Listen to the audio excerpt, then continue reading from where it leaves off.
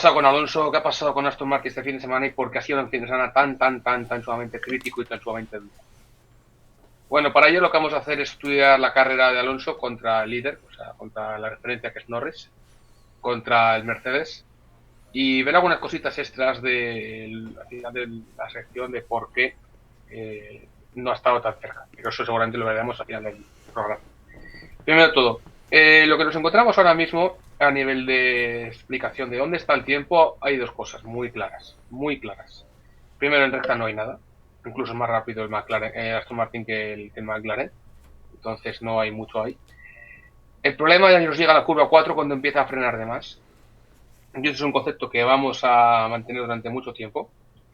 La curva 4, sobre todo la parte final de la frenada, frena más que el McLaren, entonces acaba con menos velocidad ese paso y tracciona peor. Bueno, tracciona igual la curva 5, pero entra peor y entra más lento la curva 5.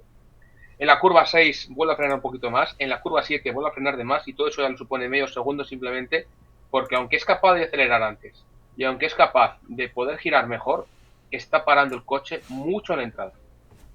Lo vemos luego en la curva 8, que es exactamente lo mismo. Frena antes aquí y entonces la velocidad mínima de entrada es menor y en la curva 11 frena más en el vértice y entonces acaba entrando mucho peor. Medio segundo más medio segundo hacen un segundo por vuelta con Norris, de los cuales casi todo está explicado por el mismo concepto. Subiraje en entrada. Ese coche subirá mucho en entrada. Es decir, cuando cuando Alonso quiere meter el coche en la pista, en la curva, en el vértice, no le responde. Entonces tiene que ir más lento para que pueda entrar mejor en ese vértice. McLaren no, McLaren entra mucho más fácil al vértice. Base siguiente. Sí, respecto a la evolución de vueltas ya en carrera. Sí, la evolución de las vueltas en la carrera es muy lineal, es muy constante. Lo vemos aquí bastante directo. No hay realmente nada. O sea, es todo al mismo tiempo que luego lo vemos en las tandas y nos encontramos que hay un segundo por vuelta. Un segundo por vuelta que es lo mismo que hay en la clasificación. Primera eh, parte. por ahí tenemos los ritmos de carrera con sus tandas y sí que se puede ver ese 1,1 segundos de media y hay un Uno con segundo uno. en la primera tanda, 1,1 en la segunda parte y 0,9 en la parte final. Sí, sí, básicamente primer tramo es 0 o 0,2, bastante poco. Segunda parte es 0,3, segunda parte es 0,7. Donde está fallando más el Aston Martin es en eso. El tercer ¿Y por qué sector. pasa en la curva 8 y en la 11 e incluso en la 7? Pues porque lo vamos a ver ahora bastante claro en la telemetría. Cuando estudiamos una vuelta representativa de Alonso contra ellos, que básicamente es un segundo por vuelta, entonces nos sirve prácticamente cualquier vuelta de la carrera que cumpla esa condición. Y aquí lo podemos ver. ¿Qué pasa para que Alonso vaya un segundo por vuelta más lento que Norris? Pues en la recta es bastante similar todo, hay una décima, incluso ya en la curva 4 una décima, no hay diferencia ni en curva lenta ni en la recta. La salida de la curva 4 frena antes, ya se puede ver el freno antes en la curva 4 y frena más en la curva 6 y 7 en el mismo punto, consecuencia lo mismo, menos velocidad en entrada en vértice, tiene que pasar más lento en el vértice, y se ve clarísimo tanto en la curva 8 como en la 11. Se ve clarísimo al punto de que hasta la curva 8 hay dos décimas entre el McLaren y el Aston Martin. Desde la curva 8 hasta el final de la vuelta hay 1,1. ¿Y por qué es esto? Porque la curva 8 tiene que frenar antes, en la curva 11 tiene que frenar antes y un pelín más. ¿Y por qué? Porque cuando quiere meter el coche en la curva, a la velocidad a la que lo está haciendo No Alonso, gira. Norris, no le entra. Básicamente no le entra. Entonces tiene que ir más lento, tiene que esperar más con el gas y tiene que aguantar más. ¿Qué nos hace esto más a posteriori? Pues lo que nos obliga a eh, levantar el coche, y aquí dos puntos importantes con la actuación de Norris.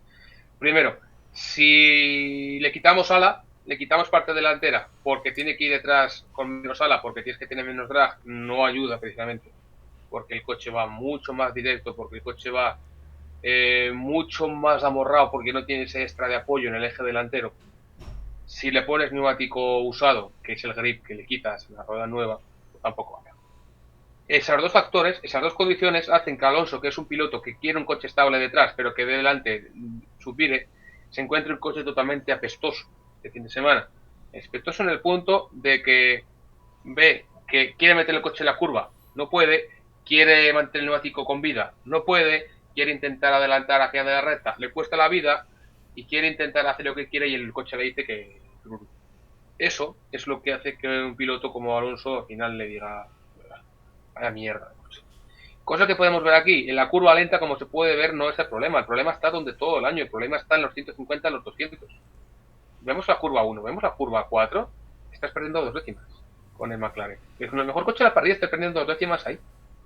Ves la curva media, de 150 a 210, es donde estás perdiendo todo. ¿Por qué? Porque cuando en la curva media es cuando tú quieres meter el coche en velocidad al vértice, y eso es lo que no le permite el Aston Martin. ¿Por qué? Porque a geometría de suspensión, porque a diseño de suspensión y la filosofía, el concepto interno del coche no lo permite. Entonces, cuando te encuentras que el coche subirá muchísimo. Así que hay que hacer una nueva suspensión para el año que viene. Y eso es lo que implica Reinover. Que este es el problema fundamental que tiene el Aston Martin, por lo cual, por más que trabajen, aunque ahora mismo es más estable detrás que delante, y no tiene tanto problema crítico sobre el viraje, sino que te falta más carga adelante, no va a venir con un nuevo solo, ni con un nuevo ala, ni con un nuevo difusor, va a venir con un nuevo sistema de suspensión. Con el Mercedes, pues nos encontramos 3/4 de lo mismo. Primera parte de la vuelta pierde 2 décimas, que está bastante cerca. Y luego, pues es que eso va a ser igual, pero ya poco más cerca, ya no llega al segundo. En la curva 4 no pierde tanto, bastante más cerca. En la curva 6 y la curva 7 está frenando de más, entonces ahora ya no le cuesta ya no le permite tanto ir al gas. Incluso vemos tanto en la curva 6 como en sobre todo en la 5 que le cuesta más ir a full gas que el Mercedes, lo que ya te quiere decir que ese coche le falta apoyo, y en estas condiciones de falta de apoyo va más inestable. Y luego en la curva 8 va más parado, otra vez por lo mismo porque tiene que frenar de más, y en la curva 11 va más lento en entrada. Hablamos siempre lo mismo, entrada en curva, entrada de estabilidad en la curva, y es el problema. El subviraje en entrada, suspensiones que no responden, carga que no le permite girar. Este coche no se va a arreglar en 2 días. Este coche se acaba. En carrera, ¿qué es lo que ocurre? Pues la carrera, lo que nos encontramos con Russell es que básicamente esa avería que tiene, que le hace hacer una vuelta de salida de boxes, tiene una parada más lenta, le quita toda la distancia con Alonso, pero básicamente nos encontramos que de la curva de la vuelta 2 a la 11 hay una diferencia de casi 7 segundos, más estable de la 14 a la 24, cuando Russell pilla a Pérez y entonces tiene el DRS y tiene más rebufo, es cuando Russell es capaz de dar ese paso adelante que baja incluso al 23 bajo, mientras que Alonso está ronda en 24, lo que se hace un segundo step de vueltas, y la participación de la carrera muy clara.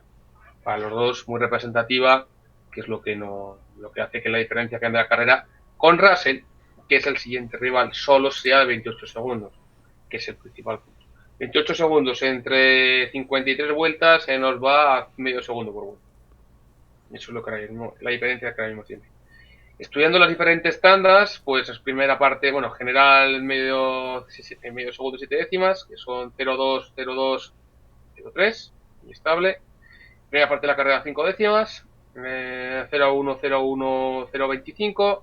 Segunda parte de la carrera de la 0,24, 0,4. Luego Russell mejora porque está ese paso adelante en el sector 3 que le permite mejorar casi 5 décimas y pasa el gap de 4 décimas a 9 décimas. Y la partida de la carrera con 7 décimas, 0 en el primer tramo, 0,25, 0,4. Que al final hace que ese 0,7 sea la diferencia final.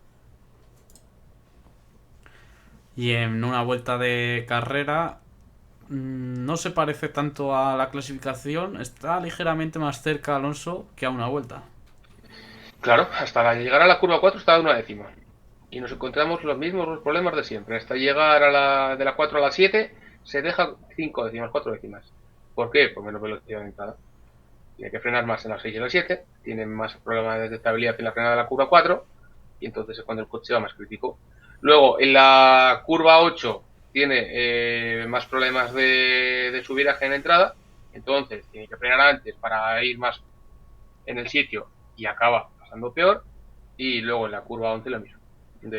Tiene que frenar antes y entonces eso es lo que le cuesta. Esos dos problemas, esos dos grandes bloques, nos responden lo mismo: subiraje en entrada. Ese coche necesita frenar más para pasar bien. En el momento en el que ese coche le permita tener más dirección y sobre todo le permita tener más estabilidad en la parte delantera, o bien con más carga, o bien con más grip, o bien con un geometría diferente que no se puede hacer ahora, ese coche puede ser competitivo. Ahora no lo va a ser, ni lo va a poder ser en las dos siguientes carreras.